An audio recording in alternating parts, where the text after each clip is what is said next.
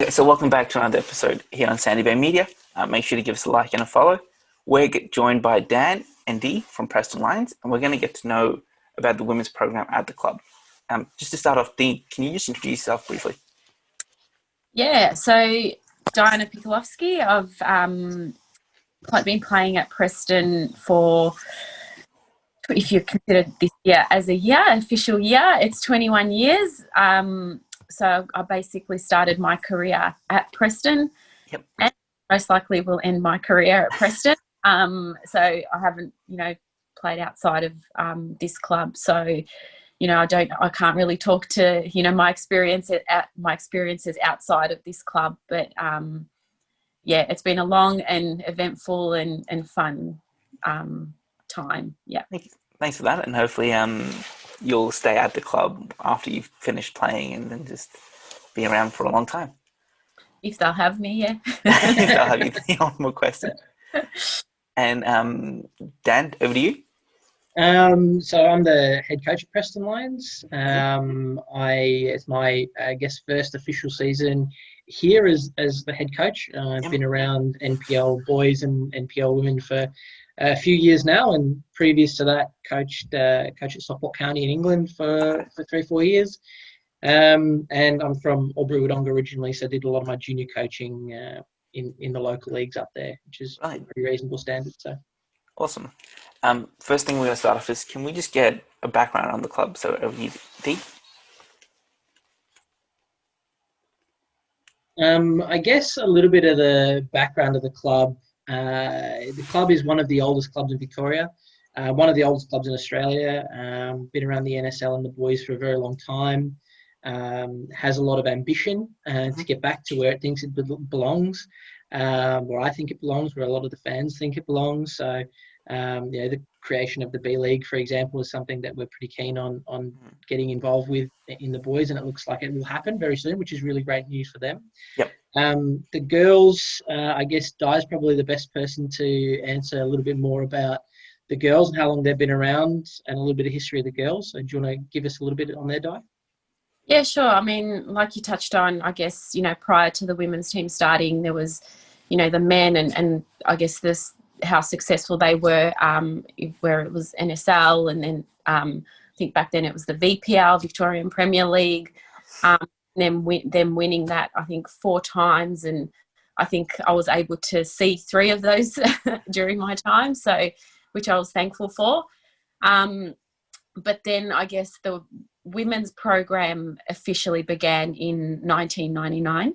That was when it first sort of began, and I was lucky enough to, obviously I've grown up around the club, so I was lucky enough to be around and, be one of the first people there to, I guess, from day one, just kind of see it through. And I guess from then it was working our way up. So we started from the lower division at the time. I can't remember what that was at the time, but basically started from the lowest division, and I guess each year sort of won the title and worked our way up to what was then known as the WVPL, the Women's League. Yep.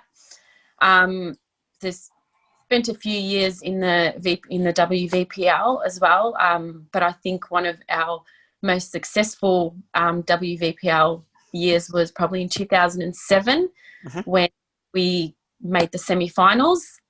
Unfortunately, we lost on penalties, so that wasn't ideal, but I think at the time it was a very strong league. So make it that far, it was an achievement in itself. So so I guess, over the years, we know, I think we talk about where the club's kind of been and, the difficulties that they faced. But I think one of the, I guess, positive things out of that would be that during that time, the women's team did stay strong, and sort of we've, I guess, come out the back end of that and still going strong. And then, hopefully not rebuilding, but building on to bigger and, better things. Brilliant. And we're just going to come back to that, but Dan, can you just give us an overview of the structure of the club? in terms of Yeah, teams? of course. So currently we have a senior women's team and we have a reserve grade women's team as part of the rules for having being allowed to play in the new VPL. We also have a couple of young juniors. So we've got a bit of a SAP program for the girls. We've got an under 12s. We might have a couple of under 12s actually. And what's really nice about that is actually that the coaches for those young kids are actually all part of our reserves or senior women's teams. Fantastic. So all of the junior girls are being coached by players from the senior women's team. So that's a really nice touch from the club and a really nice thing from the players to be able to give the little ones something to look up to and aspire to be. You know, they can come watch us on the weekends, and it's actually a really nice, I guess, community type atmosphere that creates. Yeah. And that's what it's all about at the end of the day. Yeah. So I think one of the plans for me anyway, and definitely from the club, is to expand on those younger ones, keep a SAP program, keep a junior girls program, and expand on it. So I'm hoping that this season coming we'll have at least one, maybe two junior girls teams around the 15s and 18s age group. Yep. That's the plan, because I would really like to build a bigger program over the next 2 or 3 years. With the plan to eventually go have an NPL junior program. Fantastic. And do you just want to get back on how far the program's come? I know you just mentioned the history of the women's. That was fantastic to have inside. But can you just tell me how it's developed off the field as well as on the field? Yeah, I mean, you know, when you think about when it actually started, so 1999, it seems like it's, you know, so long ago now. Yeah. And it's but, you know, back then there was, you know, I think when you look at technology and that sort of, you know, those sort of things, like none of that was, I guess, you know, available, or it might have been available, I guess, but mainly I think for probably the men rather than the women. Yeah.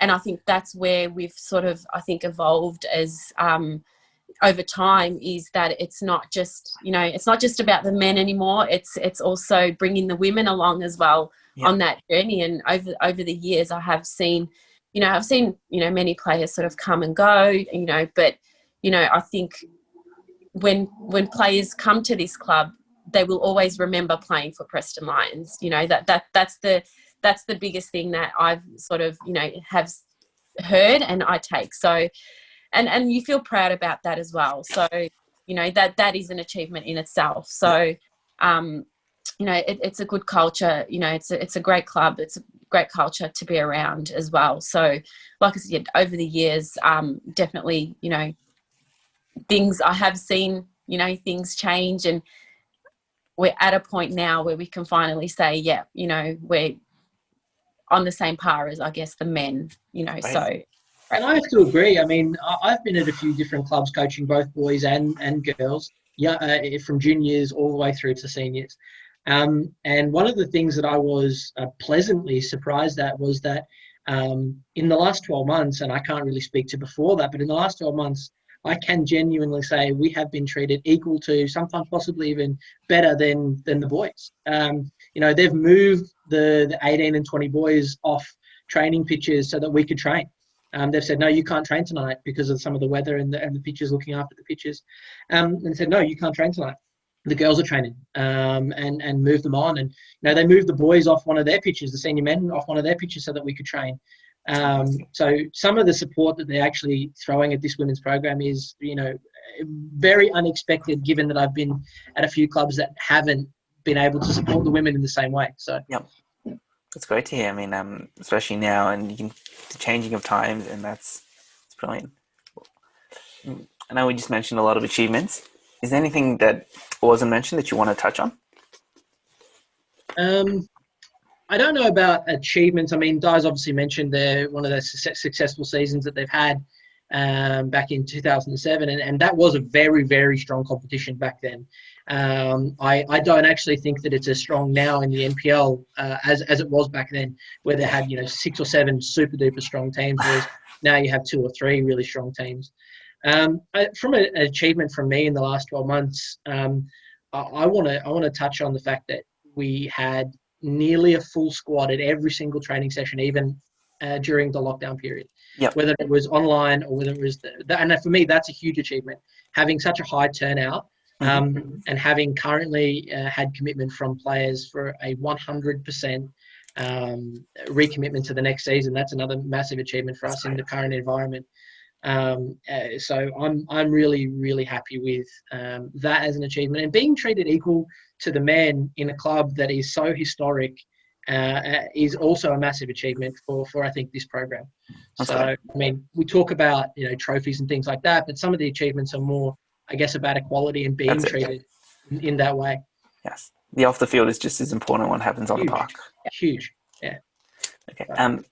I know the other thing you mentioned, quite a lot of programs that the club is already putting in place.